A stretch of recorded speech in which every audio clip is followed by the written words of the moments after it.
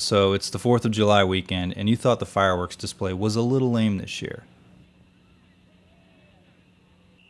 What you need is that 3-year-old stash of bottle rockets hidden in your workshop, because they haven't caused it to burn down yet. And just like fine wine, cheap fireworks seem to get better with age. Wait a second. Cheap. Maybe I'm thinking of something else. But you're not an idiot. So when you hold on to those old, unpredictable fireworks in your hand when you light the wick, how about a little help? Like the SG6 Headlamp from Spark. While it's true you could just get someone to hold a flashlight while you try to steady your hand to light the wick, everyone seems to have gone inside after you brought out the fireworks. That's weird. I guess you'll also have to go get your own beer too. The Spark SG6 is an all-aluminum headlamp powered off a 18650 lithium-ion cell or two CR123A cells. I found I needed to use unprotected cells because protected were a bit too long to screw the tail cap on. It's covered in a grippy, tactile Type 3 anodization, a lot like the Army Tech line of flashlights, and not quite like other Spark flashlights. It has a bare XML2 neutral white emitter behind a shot ultra clear glass lens, so you can have the widest, floodiest beam pattern available, or use the separately purchased reflector in case you'd like a bit more of a focus beam pattern. Alright, so here's a quick split screen comparison of how the lamp looks with the two different optics in case you're into aesthetics, and a quick beam shot comparison between the two optics. The comparison was shot several weeks apart, but I think you get the idea. The SG6 is waterproof, dustproof, but probably not moon traveler proof to IPX8 standards. So if it rains, okay, who am I kidding? It always rains on the holidays, especially 4th of July. It won't have a problem. The SG6 has a dual strap design so that it will hold its 152 gram weight in place securely. I used a Panasonic 18650 3100 mAh battery for testing and weight purposes. The light weighs 107 grams without a battery and with a strap in case you wanted to save weight by not using a battery with the headlamp, which probably sounds cool to those sorts of people who wear fake eyeglasses as fashion accessories. The SG6 has 5 modes, none of which blink, and an easily adjustable angle of light. My camera and eyes detected no visible PWM. The modes are rated by Spark to output the following. Minimum is 0.6 lumens for 90 days. Medium 1 is 15 lumens for 120 hours.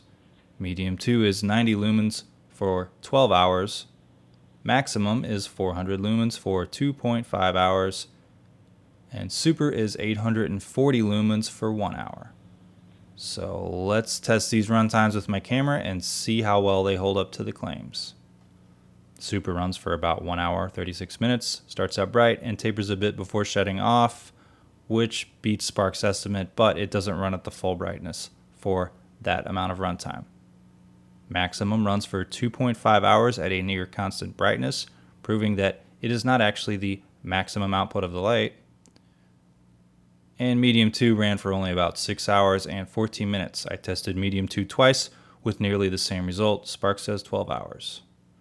So how about that user interface? Don't worry, it's about as complicated as a Drake lyric. And if some of you thought, hey, I didn't know ducks could sing, you're probably better off thinking that.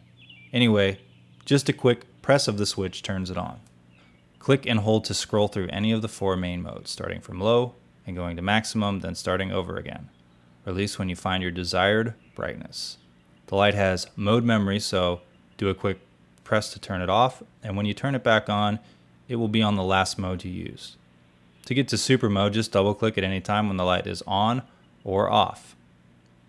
And also, if you decide you want a different mode at any time, press and hold the light while on, and it starts back on minimum and goes through the 4 main modes. Let go when you find the one you want. Cool, now you're a headlamp expert. Headlamps come in 3 basic types of light scattering or focusing configurations: the bare emitter type, the light scattering optic type, or the reflector type. First is the ST6 with the clear and then frosted lens. You'll remember that from an earlier review.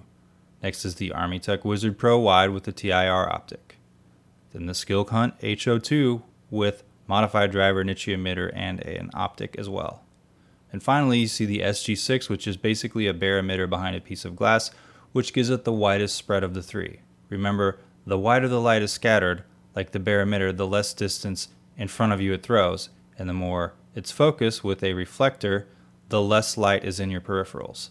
The light scattering optic is the compromise between those two ends of the spectrum.